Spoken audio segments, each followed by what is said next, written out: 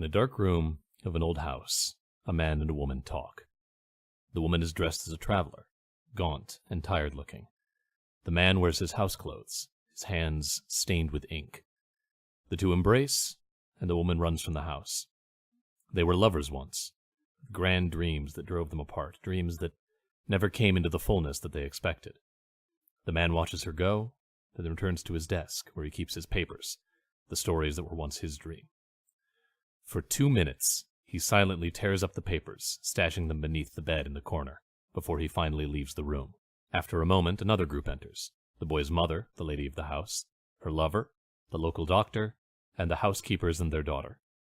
They sit at a table and begin to play at cards, when suddenly there is the sound of a shot from the other room. The doctor goes to check, claiming that a bottle in his kit may have burst, and returns shortly after, reassuring everyone that nothing is wrong. He then pulls aside the lady's lover, begging that he take her away. Her son has shot himself. And that's the end of the play.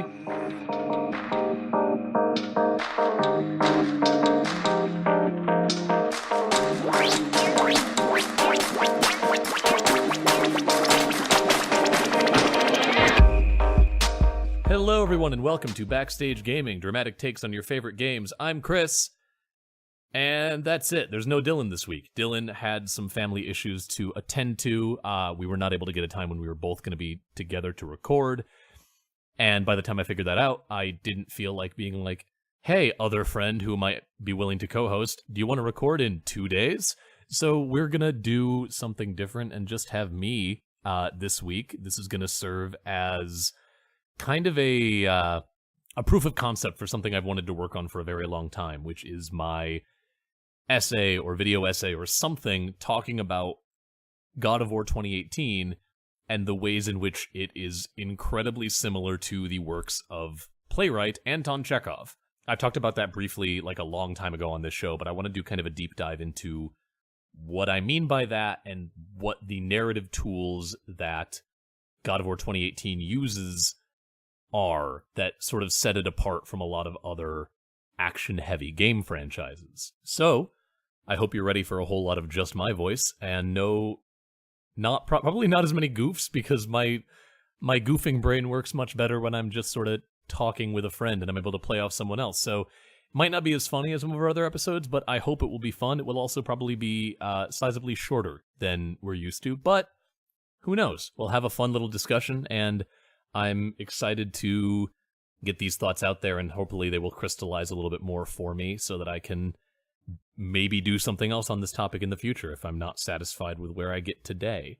So to begin, who the heck is Anton Chekhov? Well, Anton Chekhov was a notable playwright. He was a Russian author. He wrote a lot of short stories. He also wrote many plays, and he was working entirely in the late 19th century in Russia. He was one of the pioneers of what is referred to as modernism in theater, which is largely categorized by plays about people. And I know that sounds like a dumb thing to specify, but what I mean by that is modernist plays are not about big events so much as they are about how people respond to events.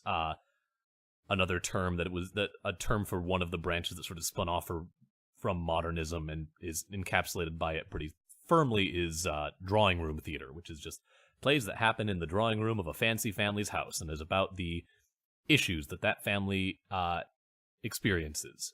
Eugene O'Neill with things like Long Day's Journey into Night is another prominent modernist playwright.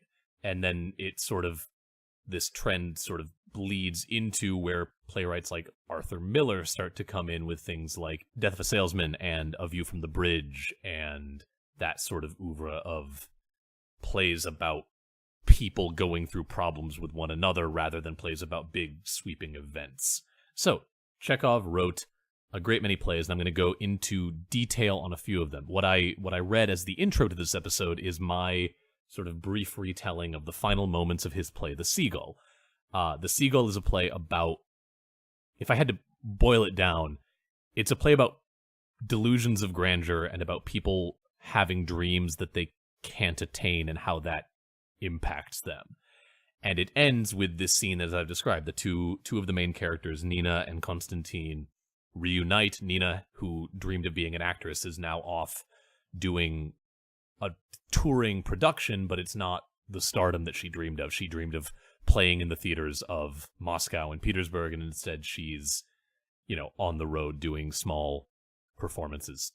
And Konstantin, who is an author and was writing plays throughout the play, has now, he's still living at home. He hasn't gotten out of his mother's estate. He's been published, but it's short stories. They're both living these sort of facsimiles of the dreams that they've held on to for so long. And as Nina leaves, Konstantin has a realization of some sort, and the play ends on his suicide. This death notably happens off stage and is then reported by Evgenia Dorn, the doctor who plays another fairly pivotal role throughout the play, returning to inform the audience that this shot took place. And that is kind of what I want to dig into first. There is this impulse in reading Chekhov. The common joke about Chekhov's plays are that all the action happens off stage, which is kind of true in the play Uncle Vanya, which is where a lot of this concept of, if you've ever heard of the idea of Chekhov's gun, where if you've got a gun on stage in Act 1, that gun better go off before the end of the play. In Uncle Vanya, Act 3 ends with a gun that has been discussed on stage before being fired first off stage, and then the characters run on stage, and he fires again and misses. In the play The Cherry Orchard, the culmination of Act 3 going into Act 4 happens when the titular cherry orchard lights on fire off stage and is dealt with off stage. And then in his other big play, his four biggest plays, Seagull, Uncle Vanya, The Cherry Orchard, and The Three Sisters, one of the big plot points that sort of drives home the end of The Three Sisters is a duel that happens, say it with me now, off stage. There's this idea in Chekhov's plays of sort of watching what happens in the wings of important events. And it's honestly really cool, because if you think about it, for one thing, the spectacle of a fire happening, like ravaging a cherry orchard, not super easy to achieve in a stage show.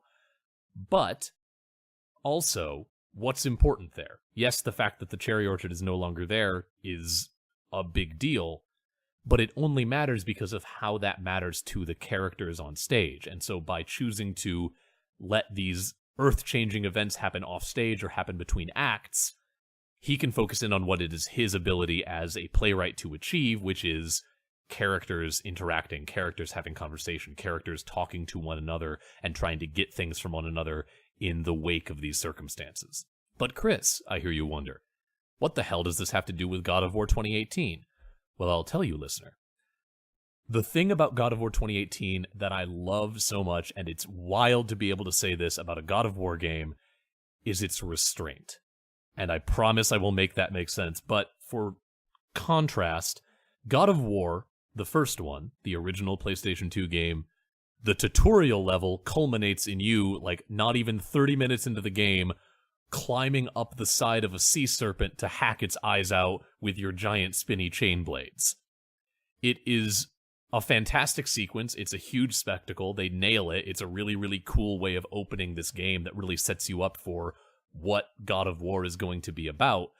And it's also absolute pedal to the metal rock band album cover nonsense, and I love it. God of War 2018 begins. The opening shot of the game is that of Kratos, the god man that climbed the serpent and killed, like, decimated the entire Greek pantheon in 3 games, plus some mobile games. God of War 2018 finds him standing in front of a tree. He kneels down to eye level with a handprint marked in paint on the side of the tree. He sort of touches his forehead to the bark. He brings a hand up to touch the handprint. And then he stands up, and you as the player hit a button to cause him to swing his giant axe and fell this tree. You then pick up the tree, and you very slowly walk with Kratos, talking to a young boy who you slowly come to realize is his son, and he brings this tree back to his home and lays it on a pyre. You then walk into the house. You pick up a body wrapped in a shroud, lay it on the fire, and light it on fire. Like, it cannot be more tonally different. You go from storming a pirate boat and fighting a sea serpent to laying your wife to rest and then going on an expedition with your son to see if he's a good enough hunter to come with you on what you have to do next before you even know what that is. Just as an intro, you don't know, like you pick up a lot of what's going on through context clues. You are able to realize, oh, you're lighting a funeral pyre. You're putting a woman to rest. It comes out through dialogue that it was Kratos' wife and it was this boy's mother. You are able to glean from what happens a lot of story, but you don't see the death. You don't know anything about what happened before because you don't need to. The scene is enough. And I think that's one of the big similarities is there's a lot happening in the wings of God of War 2018, but there's this constant belief that the scene is enough for the player to know what's going on. There's a lot of great dialogue. There's a lot of great things that the production of God of War 2018 does to allow this very Chekhovian approach to storytelling. Another big comparison that I really, really appreciate is that another of the critiques of Chekhov plays is that there's this idea that, like, nothing ever happens. Their plays, by and large, all four of his major plays, Vanya, Seagull, Sisters, and Orchard, kind of end in a very similar place to where they begin. Seagull, obviously the big difference is that this guy is dead, but all of the other characters are still in the same general situation. Three Sisters is a play about three girls who live in a small provincial town, and they're the daughter of a military commander, so they're sort of living it up with these soldiers, but then they know the soldiers are going to leave, and so they're trying desperately to get to Moscow, and they don't. The play ends with them all staying roughly in the same position as where they began. Uncle Vanya is a story of a man who feels like he's thrown his life away being the manager of the estate for this professor that he no longer likes, and ends with him remaining there and managing the estate for this professor. And yet they're all, when done well, incredibly compelling plays because they're not plays about nothing happening. They're plays about people trying as hard as they can to get the things that they want and just not being able to make it happen.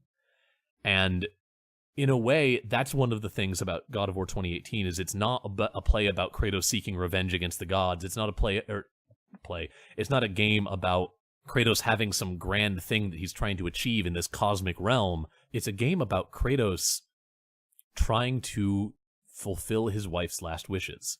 It's a game in which you as Kratos are just trying to take your wife's ashes to where she wanted them scattered, and the entire fucking universe gets in the way of that in the form of the god Baldur, who is trying to fight you for reasons that you are not aware of until literally the end of the game. There is the fact of these other Norse gods, the sons of Thor, getting in your way for reasons that are very much unclear. There's all of this cosmic happening around you that Kratos doesn't care about, and that really the game doesn't care about. The game's story is not about Kratos goes out to beat up Thor's sons, or Kratos has to find a way to kill Baldur. That happens because Kratos just wants to get done with this thing so that he can go home with his son. And the fact that as I was playing the game, I honestly, because it was a God of War game, I was waiting for Thor to show up. I was waiting for Odin. I was waiting for all of these other figures from mythology to get in the way of the meat grinder that is Kratos. And it didn't happen. You fight Baldur a couple of times. You fight Thor's kids because they like get in your way once and then continue to hound you, and it kind of becomes a necessity. But the game's not about that. These are obstacles to the thing that Kratos is trying to achieve, and they necessitate him going back into this world of the supernatural and back into this realm of the gods that he, by all accounts, seems to have pretty well and truly washed his hands of in the time between the previous installments in the game and God of War 2018. I've read an interview with the game's director, Cory Barlog, in which he was talking about, he made the original games when he was in his 20s and early 30s, and he was writing a story from his perspective there. And now, nearly a decade later, he's a dad and he's got a kid. And so the kind of story he wanted to tell was much more about that kind of relationship and exploring what it means to be a father and exploring what it means to try to have more responsibility than maybe Kratos originally thought of himself as having. The works of Chekhov spread into America largely thanks to one of his collaborators in Russia, the actor and director Konstantin Stanislavski, who's famous in theater for sort of being one of the first people to lay out his thoughts on how to act and developing what was referred to as the Stanislavski method. And Stanislavski worked with Chekhov frequently and is quoted as saying this. I think this gets at something meaningful in what Chekhov did well and also in what this God of War game does well. Stanislavski wrote, Chekhov often expressed his thought not in speeches, but in pauses or between the lines or in replies consisting of a single word. The characters often feel and think things not expressed in the lines they speak. Now, I need to engage with this slightly because as an actor, the only thing you have to work with is the lines. However, there is such a thing as subtext, and there is such a thing as meaning that can be conveyed through how you perform. And if you read a line and you can tell, like, oh, that's what this line is trying to achieve, that's what this line is doing tactically, that's kind of what he's getting at here. Stanislavski had different language than we have now to discuss this kind of thing. But that's getting at this idea that Chekhov was very interested in looking at how people communicate and in looking at how stories can be told not just through, let me tell you everything about what happened off stage, but also in how the people are talking and in what they're not saying as much as in what they are saying. Chekhov it's kind of like that old statement about jazz, that jazz is the notes you don't play. And the God of War games tap into this in a very interesting way where, like, you see a lot of Kratos' interactions with his son and that development of that relationship from Kratos basically just growling the word boy at him over and over again in the beginning and screaming at him that he is not ready, to this respect for his son as the game goes on. It is as much through what Kratos says as it is through the ways that interaction changes in more intangible ways, and the performance that the actor gives in the longer periods between rebuttals and telling the boy that he is not ready. The last similarity I wanted to drive home comes from I'm gonna read a quote from Anton Chekhov. He said in a letter at one point, "You are right in demanding that an artist should take an intelligent attitude to his work, but you confuse two things: solving a problem and stating a problem correctly. It is only the second that is obligatory for the artist." And that, I think, speaks a lot to what Chekhov is going for. His plays are very open-ended. They're open to interpretation. There's a lot of just like I said, it's all about people trying really hard to get what they want and then not really getting what they want.